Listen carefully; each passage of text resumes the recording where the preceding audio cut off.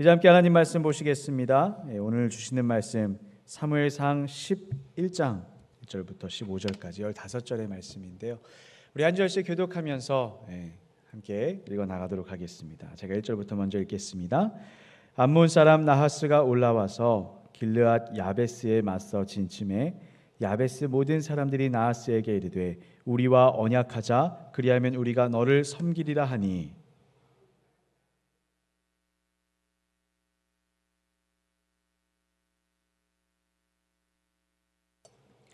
야베스 장로들이 그에게 이르되 우리에게 이레 동안 말미를 주어 우리가 이스라엘 온 지역에 전령들을 보내게 하라. 만일 우리를 구원할 자가 없으면 내게 나아가리라 하니라.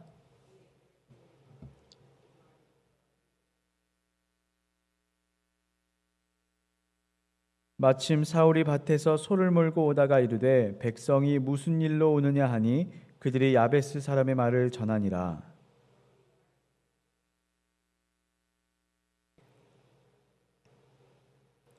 한 결의에 소를 잡아 각을 뜨고 전령들의 손으로 그것을 이스라엘 모든 지역에 두루 보내어 이르되 누구든지 나와서 사울과 사무엘을 따르지 아니하면 그의 소들도 이와 같이 하리라 하였더니 여호와의 두려움이 백성에게 임하매 그들이 한 사람 같이 나온지라.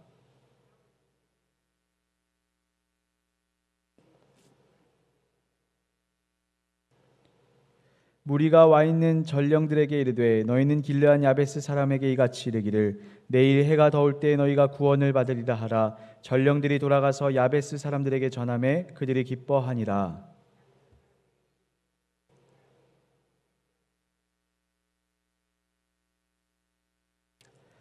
이튿날 사울이 백성을 3대로 나누고 새벽에 적진 한가운데로 들어가서 날이 더울 때까지 암몬 사람들을 치매 남은 자가 다 흩어져서 둘도 함께한 자가 없었더라.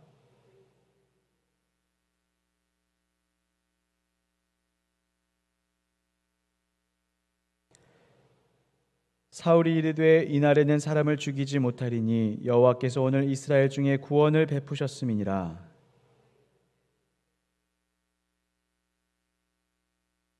함께 읽겠습니다. 모든 백성이 길갈로 가서 거기서 여호와 앞에서 사울을 왕으로 삼고 길갈에서 여호와 앞에 화목제를 드리고 사울과 이스라엘 모든 사람이 거기서 크게 기뻐하니라. 아멘. 여러분, 예전에 추석이 되면은 이 어디 버스라든지 상가라든지 항상 자주 보이는 옛 속담이 있었죠. 더도 말고 덜도 말고 한가위만 같아라. TV에서도 광고에서도 그런 문구를 참 많이 들었습니다. 그만큼 추석 한가위 이 명절은 우리 가족이 함께 모여서 덕을 나누고 기쁨을 함께 나누면서 정말 축제처럼, 민족의 축제처럼 보내는 시간이 아니었을까 생각합니다. 그런데 요즘 추석은 이런 이야기를 하기에는 조금은 적합하지 않은 모습인 것만 같습니다. 물론 함께 모이는 가정들은 한편의 기쁨이 될 수도 있지만 모이면 좋은 소식보다는 어렵고 묵직한 소식들을 나누는 시간들이 될 수도 있고, 어쩌면은 서로에게 부담이 되기 싫어, 어쩌면은 이 방역 거리두기 이 문제로 인해서 함께 모이지조차 않는 가정들도 꽤 많다고 들었던 것 같습니다. 여러분, 분명히 우리가 국난의 시기를 지나고 있습니다. 아주 어려운 때를 우리는 지나고 있죠. 그런데 여러분, 성경 속에 우리가 많은 믿음의 선배님들의 모습들을 보면 나라가 어려울 때 가만히 앉아 있었더라 라고 하는 사람들은 한 사람도 없었던 것을 보게 됩니다. 민족이 어려울 때, 나라가 어려울 때, 무언가 어려움이 닥쳤을 때에는 항상 앞장서서 금식하며 울며 부르짖으며 선포하며 사명의 중심 자리에 있었던 게 이 믿음의 사람들이었죠. 오늘 명절이지만 마냥 기뻐할 수만은 없는 이때 우리가 회복해야 될 것은 바로 그 믿음의 선배님들과 같은 믿는 자로서의 사명감이라고 저는 믿습니다. 하나님께서 왜 우리를 오늘 이런 시대 속에 심어 놓으셨을까? 그리고 왜 우리를 믿음의 존재로서 주님은 우리를 초청하셨을까? 그리고 그런 시대 속에서 우리가 오늘날 품고 살아가야 될 마음가짐은 어떠한 것인가? 이러한 것들을 우리가 말씀 안에서 함께 고민하며 깨닫는 은혜가 있기를 간절히 소원합니다. 여러분, 분명히 역사의 흐름은 하나님의 주권 속에 있는 줄로 믿습니다. 여러분, 그 믿음이라면 이 어려움도 지나게 하실 분도 하나님이신 줄로 믿습니다. 그런데 그 믿음이 없다면 기도하지 않게 되겠죠. 그러니까 먼저는 그 믿음, 하나님이 역사의 주관자라는 믿음을 회복하시고요, 그 하나님께 내어 맡겨드리는 신뢰함을 회복하시고요, 그 하나님을 붙들고 살아가는 여러분들의 깊은 믿음의 뿌리도 회복하시기를 축복합니다. 오늘 함께 읽은 이 본문의 배경이 되는 때는 이제 이스라엘 안에 큰 변화가 일어나던 시기입니다. 이스라엘은 원래 왕이 없는 나라였죠. 왜 왕이 없었어요? 하나님이 그들의 왕이 되셨기 때문에. 그래서 그 전까지의 이제 시대가 흐름에 따라서 사사 시대라고 부릅니다. 사사를 통해서 그들이 어떤 종교적인 역할도 감당하되 정치의 지도자도 역할도 같이 감당하면서 뭔가 인간적인 눈으로 볼 때는 뭔가 어설퍼 보이지만 하나님이 그 사사들을 통해서 부족함 없이 통치해 가셨죠. 그런데 이스라엘 백성들이 그렇게 큰 민족이 되진 못했어요, 이 당시에. 그러니까는 이 사람들이 다른 나라랑 비교를 하게 되는 거예요. 그런데 그 큰 나라들 막 이들과 비교했을 때 우리에게 없는 게 뭘까라고 생각하니까 뭐가 없냐면 왕이 없거든요. 야, 우리도 나라를 통치하고 다스리는 눈에 보이는 진짜 왕이 있었으면 좋겠다. 그래서 왕을 구하게 되죠. 그래서 이제 하나님께서 섭섭하게 여기시만 그 요청에 응하여서 이제 새롭게 왕을 세우게 되고, 이전에 사사를 통해서 나라를 통치하던 이 시대를 지나서 왕을 세워서 왕이 정치하는 왕정시대로 넘어가고 있는 그런 과도기 속에 일어난 일들입니다. 그 상황 속에서 이스라엘은 역사 가운데 큰 어려움을 맞이하게 됩니다. 아니, 좀 더 정확하게 말하면 야베스 지역 사람들, 이 암몬 바로 상단부에 위치한 그 지역 사람들에게 아주 어려운 일들이 일어나게 돼요. 우리 본문 1절 말씀을 같이 한번 읽어볼까요? 1절 한번 읽어보겠습니다. 시작. 암몬 사람 나하스가 올라와서 길르앗 야베스에 맞서 진침해 야베스 모든 사람들이 나하스에게 이르되 그리하면 우리가 너를 섬기리라 하니. 함께 읽은 말씀 속에서 길르앗 야베스는 이스라엘 민족을 이루고 있는 한 족속입니다. 방금 말씀드렸지만 이 바로 하단부에 길게 이제 세로 모양으로 길게 암몬이 위치하고 있고요. 그 바로 위쪽에 이제 야베스 지역이 있습니다. 그런데 여러분, 이 성경에서 암몬과 모압이라는 나라, 별로 그렇게 잘은 몰라도 좋지 않은 나라들 여러분 기억하고 계실 겁니다. 이들이 아마 이스라엘과는 아주 깊은 악연이 있는 나라들인데, 예전에 그 창세기에 보면은 소돔과 고모라 지역 있죠. 너무나도 이제 패역한 그 땅을 주님께서 유황과 불을 비처럼 내리셔가지고 그곳을 완전히 무너뜨리시죠. 그때 구원을 얻게 된 사람들이 누구였어요? 롯과 그의 가족들이 구원을 얻게 됩니다. 그런데 그 가운데서 또 롯의 아내는 뒤를 돌아보았다는 이유로 소금 기둥으로 변해버리고 롯과 두 딸만 겨우겨우 이제 구사일생으로 살아남아서 어느 한 산 중턱에 있는 굴에 가서 생활을 하게 되죠. 그런데 당시에 이제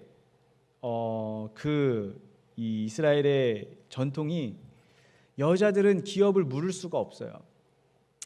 남자가 있어야 되는데 아버지와 두 딸밖에 없으니까는 이제 가문이 대가 끊어지게 생긴 거예요. 두 딸한테 물려줄 수는 없어요. 그게 전통이니까. 그래서 이 두 딸들이 어떤 생각을 하냐면, 야, 이러면 안 되겠구나. 그래서 하루 아버지에게 술을 먹이고 하루씩 아버지에게 들어가서 아주 몹쓸 생각들을 해내죠. 그래서 두 딸이, 큰 딸이 먼저 들어가고 작은 딸이 들어가고 두 딸이 그렇게 아들을 낳게 되는데 그 아들들이 암몬과 모압이 됩니다.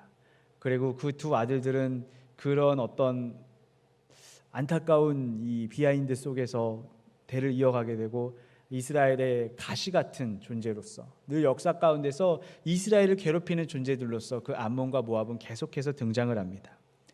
오늘 말씀에서 이스라엘을 탐하고 있는 것도 바로 이 암몬의 후손이라고 하는데, 심지어 이름이 나하스예요. 나하스는 여러분 뱀이라는 뜻을 가지고 있습니다. 성경 속에서 뱀은 사단을 상징해요. 그리고 성경이 아니더라도 뱀은 교활하고 잔혹하고 이런 이미지들을 우리가 기억하고 있습니다. 어쨌든 하나님의 성품과는 반대되는 이미지, 그죠? 여러분, 여기 성경 속에서 이 나하스에 대한 정보가 암몬 사람인데다가 나하스라는 뱀이라는 이름도 가지고 있어요. 좋은 사람이겠어요? 나쁜 사람이겠어요? 100% 나쁜 사람이죠. 하나님을 대적하는, 하나님의 문화와 하나님의 역사를 대적하는 악한 인물로서 성경 속에 나타나게 됩니다. 근데 이스라엘은 그 암몬 사람을 보고서 뭐라고 이야기를 하냐면 우리와 언약하자, 우리가 너를 섬기겠다. 먼저는 암몬 사람이 올라오긴 했어요. 야베스를 치러. 그래서 그 사람들 앞에서 이스라엘이 먼저 이야기를 하는 거예요. 우리가 너를 섬기겠다. 우리가 너의 종처럼 살아갈 테니까 우리를 죽이지만 말아달라고 지금 항복하고 있는 것이죠. 싸우거나 덤비거나 뭔가 비벼보기에는 너무나도 턱없이 부족한 자신들의 힘을 알고 있기 때문에 할 수 있는 게 이것밖에 없는 거예요. 우리가 종이 돼도 좋으니까 죽이지만 말아 주십시오. 겨우겨우 그렇게 자비를 구하는데 그 말을 들은 나하스가 이렇게 또 이야기를 하죠. 우리 2절을 같이 한번 또 읽어보겠습니다. 2절 말씀 함께 봅니다. 시작. 암몬 사람 나하스가 그들에게 이르되 오른 눈을 다 빼야 너희와 무슨 얘기예요? 이스라엘 백성들이 우리가 항복할 때는 살려달라고 했잖아요. 그런데 그냥은 안 되겠어. 니들의 오른쪽 눈을 다 뽑아버려야 그러면은 우리가 너희와 해줄게. 심지어 대놓고서 우리가 너희를 그렇게 모욕하게 했어 라고 이야기를 하고 있습니다. 여러분 굉장히 치욕적인 이야기죠. 오른쪽 눈을 다 뽑아버리고 언약을 맺겠다. 여러분 양쪽 눈을 다 뽑으면 살아갈 수가 없어요. 그죠? 근데 제가 전에도 한번 말씀드린 적이 있었는데 이 고대 사람들에게 오른쪽 눈과 왼쪽 눈의 역할이 다릅니다. 이 사람이 전쟁을 하잖아요. 전쟁을 할 때 우측 손에는 칼을 들고 좌측 손에는 방패를 들어요. 그래서 방패를 맞고서 오른 눈으로 상대를 바라보면서 칼로 공격하는 역할을 합니다. 그러니까 이 오른 눈이 빠져 있다는 것은 공격할 의지가 없다는, 공격할 의지를 낼 수가 없다는 거예요. 그런데 왼쪽 눈은 왜 살려두냐? 그래도 뭐라도 해먹고 살면서 너희들 조공이라도 잘 바치고 농사라도 짓고 너희 세금이라도 열심히 해서 그렇게 조공이나 바치는 그 정도의 노예로 그냥 살아가라 라고 그렇게 이야기를 하고 있는 겁니다. 물론 우리가 이렇게 반감을 가질 수도 있죠. 그러면은 오른손으로 방패를 들고 왼손으로 칼을 들면 안 되나요? 뭐 이렇게 이야기를 할 수 있지만 그게 그 사람들의 문화였던 거예요. 우리도 그렇잖아요. 여러분 제가 왼손잡이거든요. 왼손으로 글씨를 써요. 근데 아직까지도 사람들이 저한테 뭐라 그러냐면 어머 왼손인데 글씨 잘 쓰시네. 제가 볼 땐 잘 쓰진 않아요 사실. 근데 어머 왼손으로도 글씨를 잘 쓰시네 이래요. 왼손으로는 글씨를 못 써야 되나요? 이런 얘기도 많이 들었어요. 어렸을 때 많이 혼났겠다. 저는 한 번도 혼 안 났거든요. 왼손으로 글씨 쓴다고.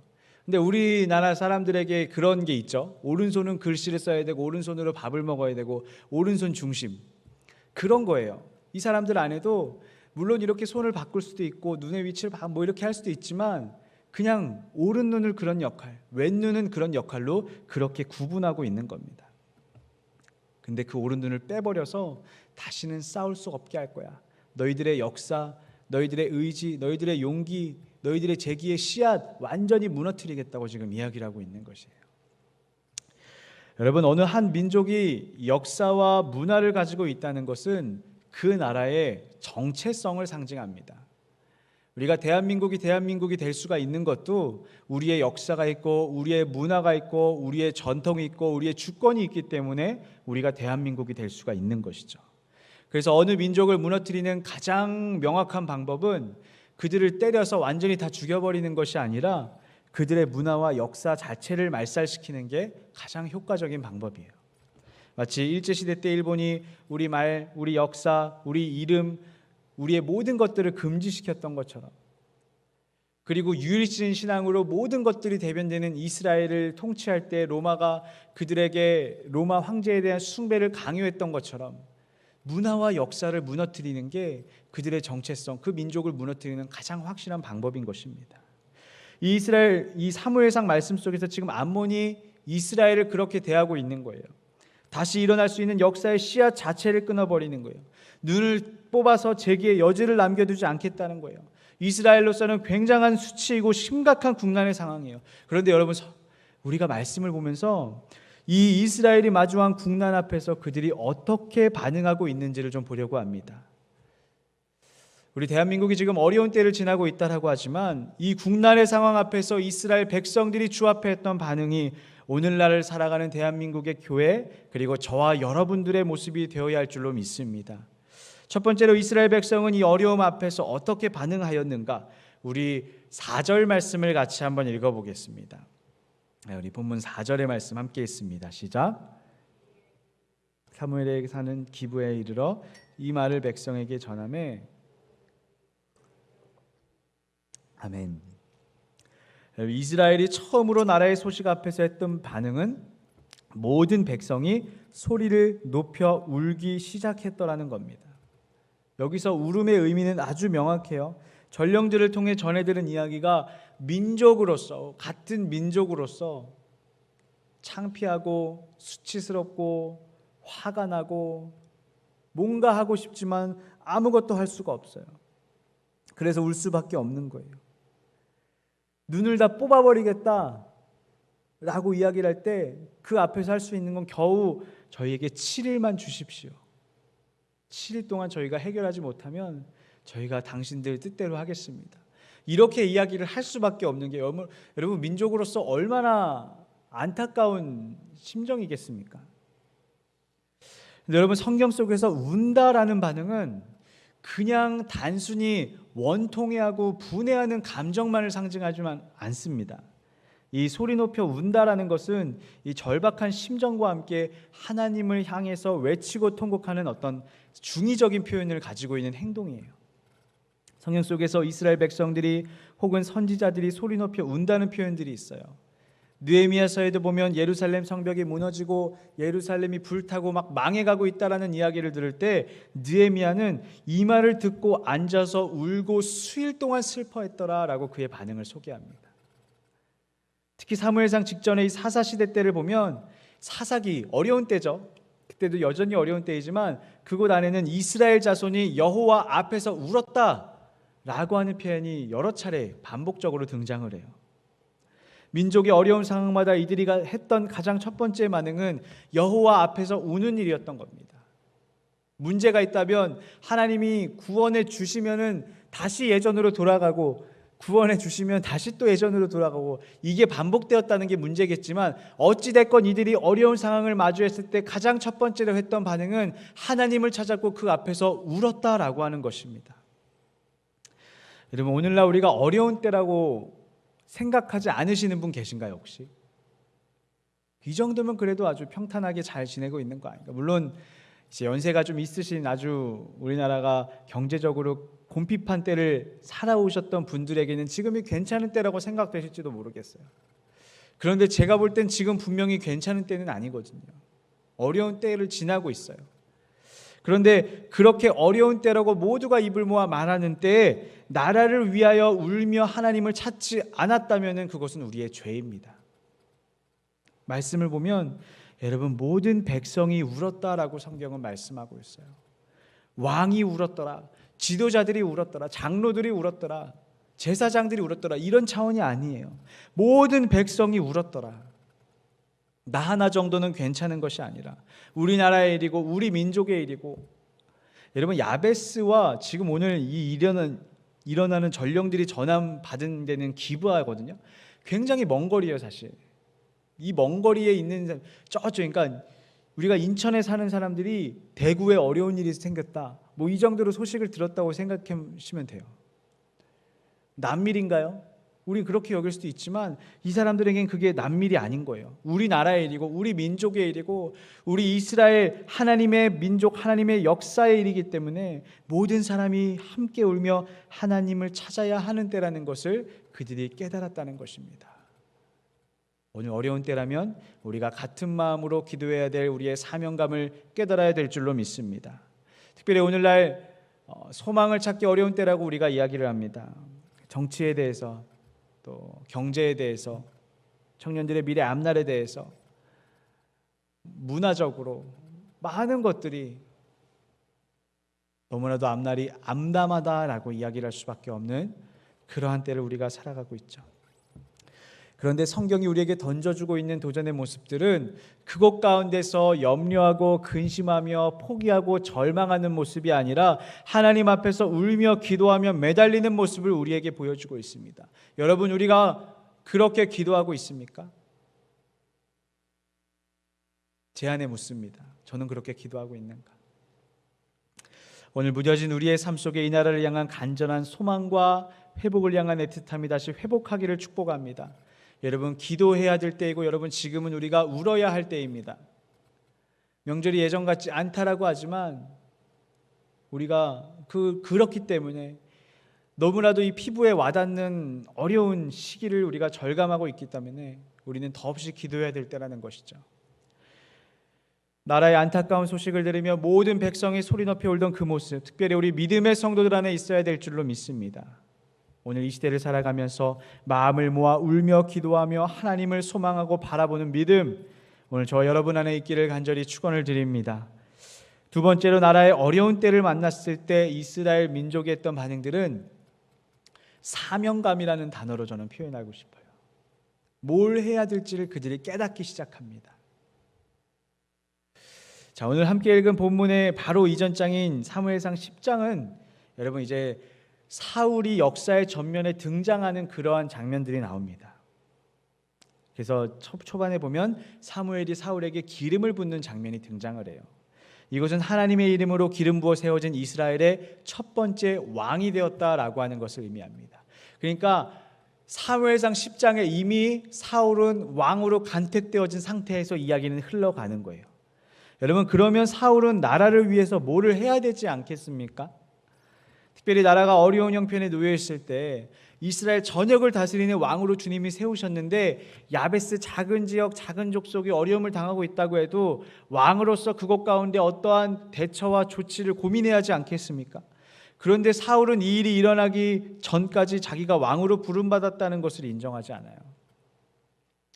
사무엘상 10장의 중반부에 보면은 이제 사무엘이 미스바에 이 이스라엘 백성들을 모읍니다. 그것을 모으라 그래서 그곳에서 뭘 하려고 그러냐면 이제 사울을 사람들 앞에 소개를 하려고 해요. 그런데 사울이 그때 어디에 있었냐면 말씀을 보면은 그가 진보다리들 사이에 숨어 있었더라라고 그의 반응을 소개합니다. 사람들 앞에 나서는 것이 두렵고 부끄러운 거예요. 왕으로 선택되어졌지만 왕으로서 설 만한 어떤 용기와 담대함이 전혀 갖추어지지 않은 거예요.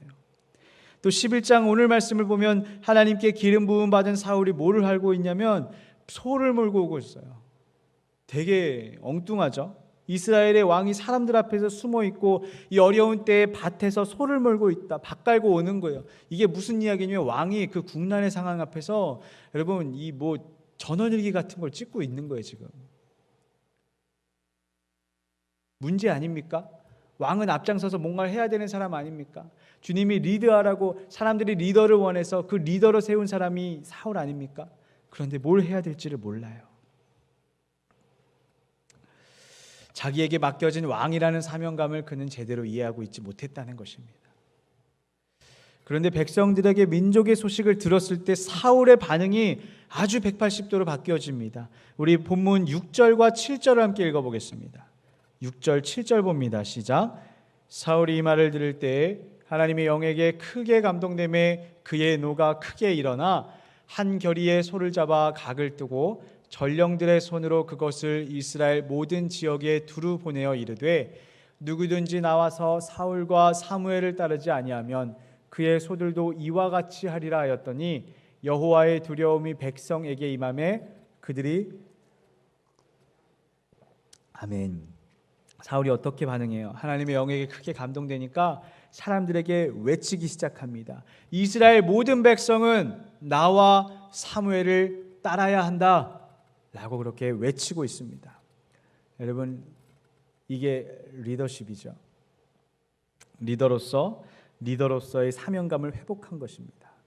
뭘 할지 몰라서 소를 끌고 있던 사울이었고 사람들 앞에 드러나는 게 부끄러워서 숨어있던 사울이 이제는 기름 부음 받은 왕으로서 암몬에게 나라를 빼앗길 위기 속에서 싸워야 할 명분과 담력과 백성들을 리드할 지도력과 책임감들을 그가 회복하기 시작했더라는 겁니다. 여러분, 근데 이게 언제 일어나요? 하나님의 영에게 감동되기 시작하면서 이러한 변화들이 일어나기 시작하는 걸 보게 됩니다. 여러분, 사명감이라고 하는 건 우리가 오늘날 소명이라고도 표현하죠. 그것은 하나님께서 우리 안에 부으시는 것입니다. 내가 뭘 해야 할까 고민한다고 해서 여러분 사명감이 일어나지는 않습니다. 내가 무언가를 해야 될 어떤 롤이나 내 역할들을 우리가 깨달을 수는 있겠지만 하나님이 나에게 맡기신, 하나님이 내 안에 심어 놓으신 나의 역할들을 깨닫는 것은 하나님의 영이 우리 안에 부어질 때 그때야 비로소 깨달아지고 충만해지게 되어지는 것입니다. 여러분, 그뿐인가요? 사울이 사명감을 되찾으니까, 그러니까 리더가 멋있는 모습으로 회복되고 나니까 백성들도 멋있는 모습으로 회복되기 시작해요. 방금 전까지 뭐하고 있었어요? 이 사람들 주저앉아서 울었다라고 표현되어 있었죠. 그런데 그 사람들이 한 사람같이 나아왔다라고 성경은 기록합니다.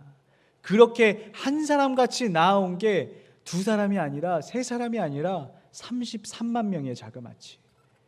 주님이 그 수많은 사람들의 마음 가운데 동일한 마음들을 부어주셔서 야, 우리가 싸워야 할 때이구나, 야, 우리가 질 것 같은 전쟁이지만 하나님이 함께 하시는구나, 그것들을 깨닫고서 싸워야 될 때 싸우는 자리로 나아왔더라는 것입니다. 사랑하는 성도 여러분, 오늘 이 시대 속에서 여러분에게 맡겨진 사명은 무엇입니까? 여러분들이 하나님께 구원받은 백성으로서 오늘날 붙들고 살아가고 계신 그 사명감들은 무엇인가요? 깨닫는 지혜가 있기를 축복합니다.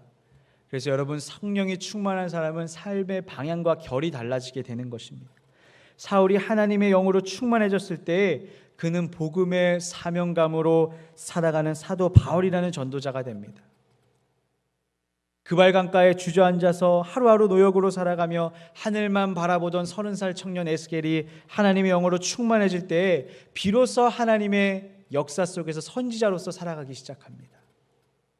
그게 하나님의 영으로 주시는 사명감, 소명이라는 것입니다. 오늘날에도 성령께서는 우리 안에 사명을 부으시고 계신 줄로 믿습니다.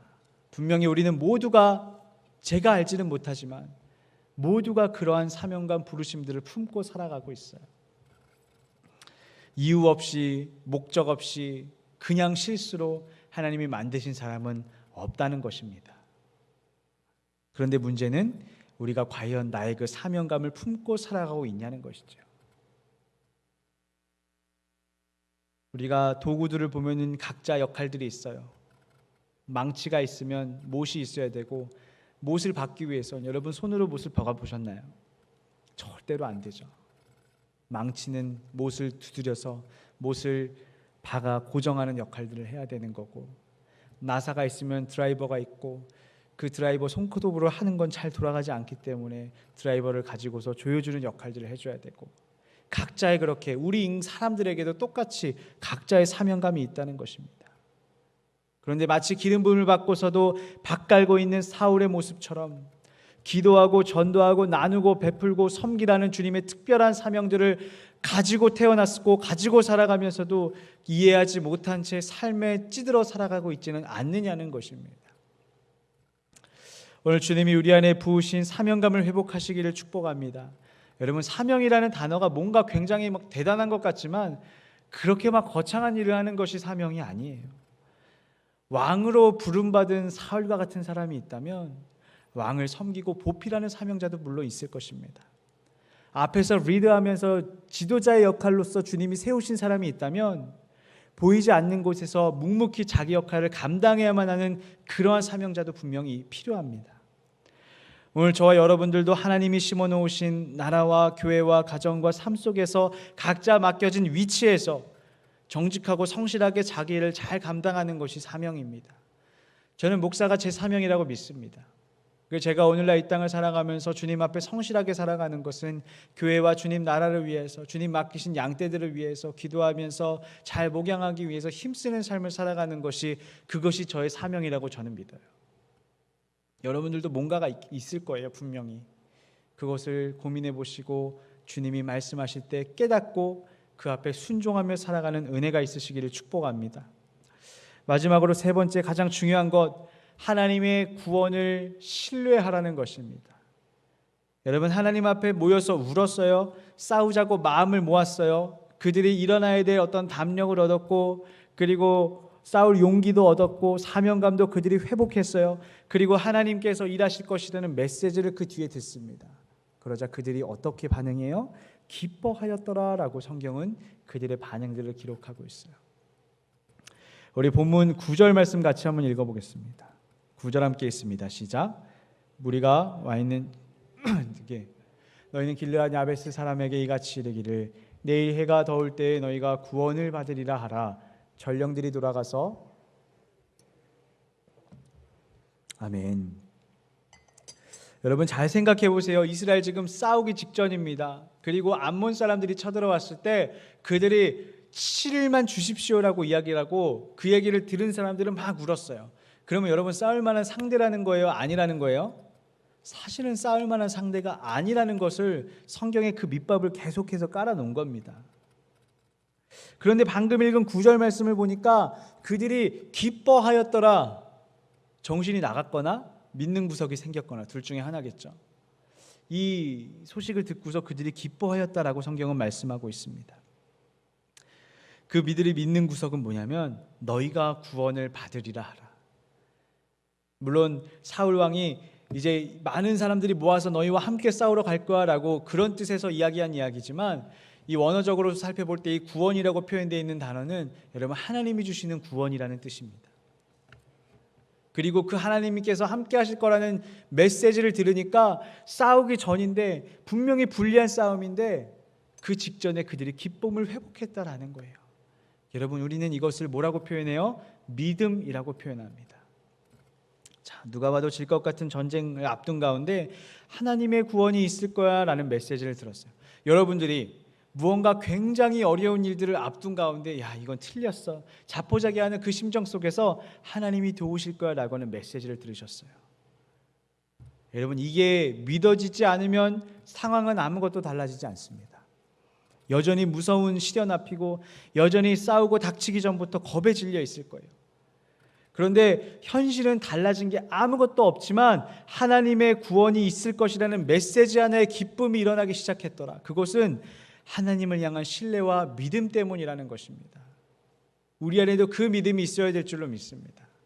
우리가 교회에서 계속해서 기도하면서 선포하는 것은 주님이 이 땅을 다스리셔서 이 땅을 회복시키고 일으키실 것이라는 소망의 메시지들이죠. 주님은 반드시 그렇게 일하실 거예요. 그런데 그것에 대해서 우리가 아멘으로 고백되어지고 믿어지지가 않으면 여전히 우리는 어려운 현실 앞에서 주저하며 살아가게 되는 것이죠. 그런데 그 말씀이 믿어지기 시작할 때 그래, 주님이 일하실 거지, 소망을 찾게 되고 다시 비전을 회복하게 되고 살아가야 될 에너지를 공급받게 되고, 이러한 어떤 긍정적인 변화들이 믿음 안에서 일어나게 되어지는 것입니다. 여러분, 우리가 이 어려운 때를 살아갈 때 하나님을 온전히 신뢰하시기를 축원합니다. 다시 한번 믿음으로 선포하는 것은 구원의 주권자이신 주께서 이 땅을 다스리시고 우리의 삶을 다스리시고 대한민국을 다스리시고 그렇게 주님의 통치가 이 땅 가운데 임하고 계시며 앞으로 더 크게 임하실 것이라는 거예요. 오늘 이스라엘의 주인 되시는 하나님이 구원하실 것이라는 메시지 앞에 이스라엘 백성 어떻게 반응했어요? 이스라엘 민족 안에 소망이 회복됐고 기쁨이 회복됐고 하나님을 신뢰하는 믿음들이 그들 안에 회복되기 시작했습니다. 그리고 11절 말씀을 보면 진짜 믿음대로 이루어져요. 너무 신기하죠. 우리 11절 한번 읽어보겠습니다. 시작. 이튿날 사울이 백성을 3대로 나누고 적진한 가운데로 들어가서 날이 더울 때까지 암몬 사람들을 치매 남은 자가 다 흩어져서 둘도 함께한 자가 없었더라. 아멘. 완전히 주님이 암몬 사람들을 완전히 멸하여 버리십니다. 싸움 가운데서 완전한 승리를 이스라엘 가운데 주님이 주세요. 누가 하셨어요, 여러분? 하나님이 하신 줄로 믿습니다. 물론 백성을 3대로 나누고 새벽에 들어가라, 어떤 사울의 이 전투의 전략이었을지는 몰라도 그 싸움 안에서 전쟁의 승패와 결과들을 인도하신 분은 하나님이심을 여러분 믿으시기를 바랍니다. 그리고 하나님은 동일한 마음으로 이 시대에 오늘도 긍휼한 마음으로 바라보고 계시는 줄로 믿습니다. 오늘 우리가 가져야 할 마음은 하나님이 이 나라를 회복시키시고 세워가시고 구원하실 것이라는 믿음이에요. 자, 우리 사무엘상 11장 마지막 부분 우리 14절과 15절 한번 읽어볼까요? 14절 15절 있습니다. 시작. 사무엘이 백성에게 이르되 오라 우리가 길갈로 가서 나라를 새롭게 하자. 모든 백성이 길갈로 가서 거기서 여호와 앞에서 사울을 왕으로 삼고 길갈에서 여호와 앞에 화목제를 드리고 사울과 이스라엘 모든 사람이 거기서 크게 기뻐하니라. 아멘. 자, 제가 아까 왕정 시대로 넘어가는 타이밍이라고 말씀을 드렸었어요. 사울은 왕으로서 뭘 해보기도 전에 이스라엘은 망할 위기에 처해 있었는데 주님이 다시금 이스라엘을 세울 수 있는 기회를 허락하셨고, 그리고 그 안에서 이스라엘 백성들의 기쁨을 회복해 가셨고, 그리고 온 백성들 앞에서 사울이라는 새로운 왕을 주님께서 역사의 전면 가운데 드러내셨습니다.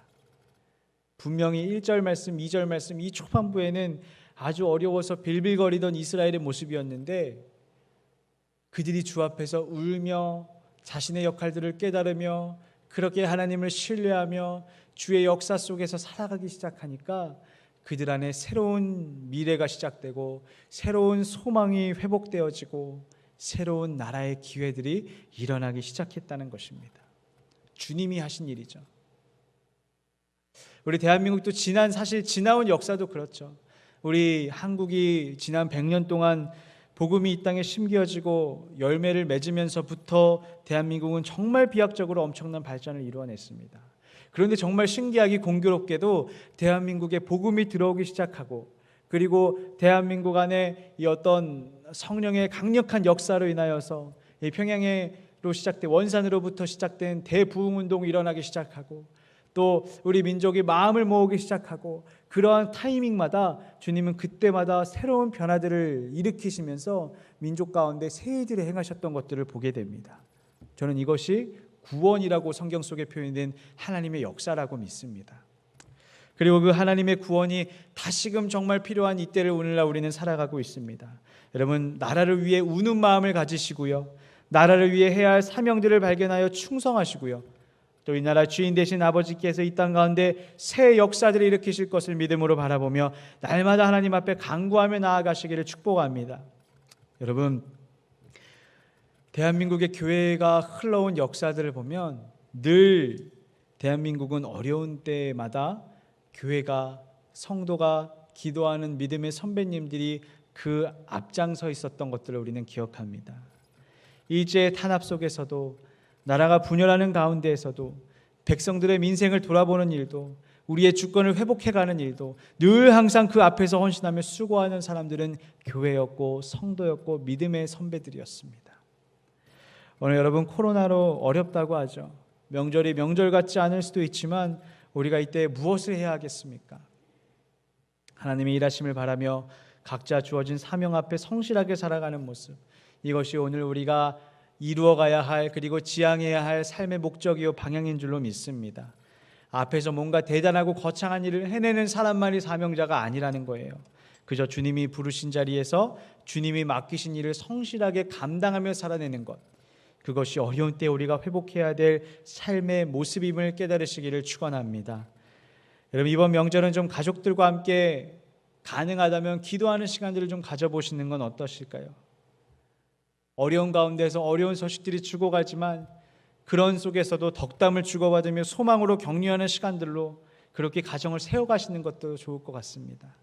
그리고 구원의 하나님을 신뢰하는 믿음으로 여러분, 다시금 이스라엘 백성들이 전쟁에 앞두고 여전히 어렵지만 그 가운데서도 믿음으로 기뻐하기 시작했던 것처럼 오늘날 우리가 무거운 시대를 살아가지만 그럼에도 하나님을 향한 믿음으로 기뻐할 수 있는 여러분들의 가족 명절이 되시기를 축복합니다. 그래서 더도 말고 덜도 말고 한가위만 같아라, 그죠? 한가위만 같아라, 이 문구처럼 함께 웃고 함께 기뻐하고 함께 나누며 어려운 때이지만 그럼에도 행복한 추석 명절을 보내시기를 주의 이름으로 축원을 드립니다.